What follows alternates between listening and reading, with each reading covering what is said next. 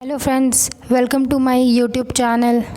आज हम second topic discuss करेंगे पैथोलॉजी का।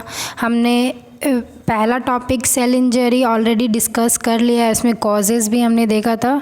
तो आज हम types of cell injury discuss करेंगे। तो friends, types of cell injury का मैंने एक जो पार्ट है सेल अडेप्टेशन, वो मैंने प्रीवियस वीडियो में ही बता दिया है, तो वो अभी भी यूट्यूब में अपलोडेड है, तो जाकर देख ले सेलुलर अडेप्टेशन को। Okay friends, so let's begin types of cell injury, which is very important topic friends. So let's begin. Type of cell injury. So generally two types is there. First is reversible cell injury and the second one is irreversible cell injury. Okay friends, so let's discuss the first one, reversible cell injury. Okay friends, as मतलब नाम से ही पता चल रहा है दोस्तों, reversible cell injury which is recover, which can recover that is cell injury. मतलब जो रिकवर हो पाए, जो इंजरी रिकवर हो पाए, वही है cell reversible cell injury. Okay friends, तो चलिए हम इसको डेफिनेशन देखते हैं। सो इसका जो फर्स्ट पॉइंट है वो it is means reversible cell injury is due to mild और moderate stress for shorter duration. Okay friends, तो फिर ये कैसे होता है सेल इंजरी? वो होता है माइल्ड और मॉडरेट, हल्के स्ट्रेस के वजह से होता है। जब सेल्स को हल्का स्ट्रेस मिले, माइल्ड हो या मॉडरेट हो, ठीक है, तो रिवर्सेबल सेल इंजरी होता है। फ्रेंड्स, ये जो होता है वो शॉर्टर ड्यूरेशन के लिए होता है। मतलब पहले तो स्ट्रेस मिलता है, फिर कुछ देर बाद वो स्ट्रेस गायब हो जाता है या स्ट्रेस से वो रिकवर कर लेता है। ओके फ्रेंड्स, तो अब इसका जो सेकंड पॉइंट है वो है कि if hypoxia is for short period of time, means friend hypoxia means क्या है? मतलब ऑक्सीजन की कमी।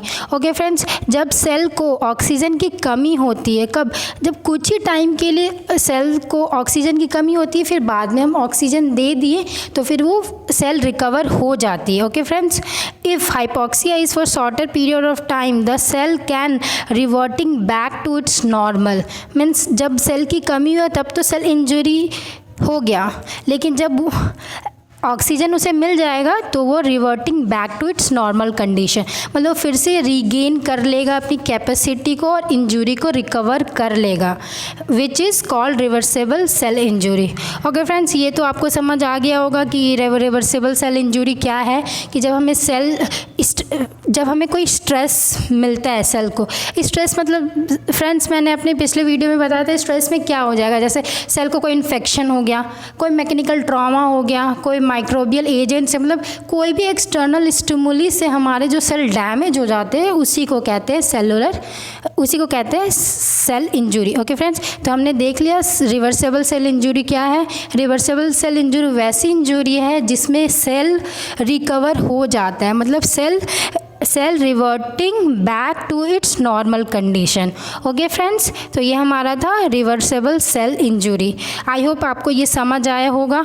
तो चलिए अब हम आगे बढ़ते हैं और example of reversible cell injury को डिस्कस करते हैं। ओके फ्रेंड्स, तो हमने बोला कि जो रिकवर, ऐसी सेल इंजरी जो रिकवर हो जाती है, भले ही ये 100% रिकवर नहीं होती है दोस्तों, लेकिन वो कुछ हद तक रिकवर हो जाती है, मीन्स उसके जो फंक्शन और स्ट्रक्चर नॉर्मल हो जाते हैं, बट 100% रिकवरी भी नहीं होती है फ्रेंड्स। तो जैसे जो हमारा एग्जांपल होगा रिवर्सेबल सेल इंजरी में, तो वो सबसे अच्छा एग्जांपल जब हमें चोट लगता है फ्रेंड्स।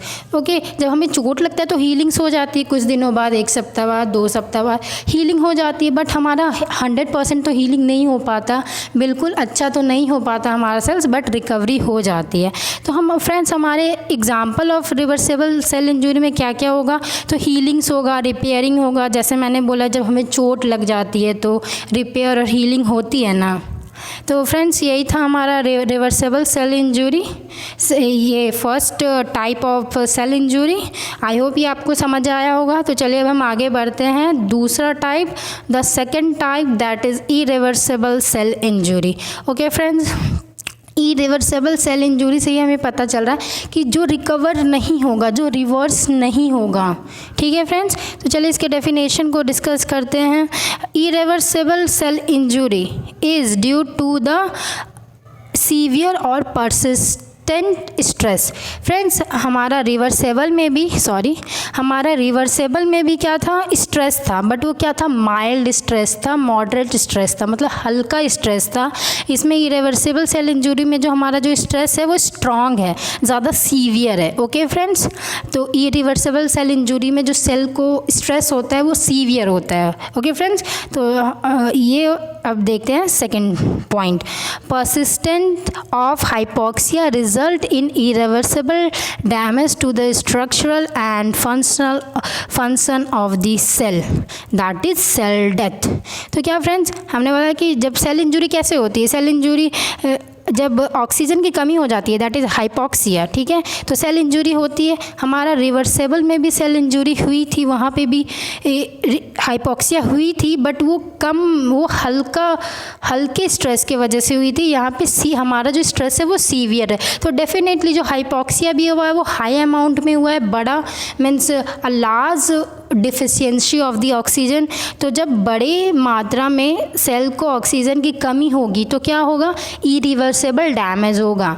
क्या होगा, मतलब ऐसा डैमेज होगा कि सेल रिकवर नहीं कर पाएगा और उसके जो सेल के जो स्ट्रक्चर, वो सेल अपने नॉर्मल स्ट्रक्चर और फंक्शन में रिकवर नहीं हो पाएगा। फ्रेंड्स यही है सेल डेथ, मतलब कि हम कितना भी स्ट्रेस को रिमूव करना चाहें जो भी, तो वो रिमूव नहीं हो पाता है फ्रेंड्स। तो रिमूव होगा नहीं, वो जैसा का वैसा ही रह गया, सीवियर स्ट्रेस भी है, तो ऐसे में डायरेक्टली सेल डेथ हो जाता है फ्रेंड्स। तो यही है हमारा इरिवर्सिबल सेल इंजरी, जो रिकवर नहीं होगा तो सेल डेथ हो जाएगा। ओके फ्रेंड्स, तो ये हमारा था simple explanation irreversible cell injury का। तो चलिए अब हम इसका कुछ एग्जाम्पल डिस्कस करते हैं। Okay friends, example of irreversible cell injury. तो एग्ज़ाम्पल हमें ऐसे एग्ज़ाम्पल लेने होंगे जो कभी रिकवर नहीं होता है, हम चाह के भी उसे रिकवर नहीं कर पाते हैं, हमारा बॉडी भी सेल्फ रिकवर नहीं कर पाता है। तो इसमें आता है cardiac infarction. Okay friend, heart attack. Sir friends, heart attack में क्या होता है कि जब कार्डियक मसल्स इंजरी हो जाते हैं तो वो परमानेंटली डैमेज हो जाते हैं, हम उसे चाहकर भी रिकवर नहीं कर पाते हैं। तो फ्रेंड्स ये था हमारा example of irreversible cell injury. I hope आपको ये टाइप ऑफ सेल इंजरी पसंद आया होगा। ये पसंद आया होगा तो प्लीज़ मेरे चैनल को लाइक, सब्सक्राइब, शेयर करें और put bell icon for like more videos. Okay, thank you friends.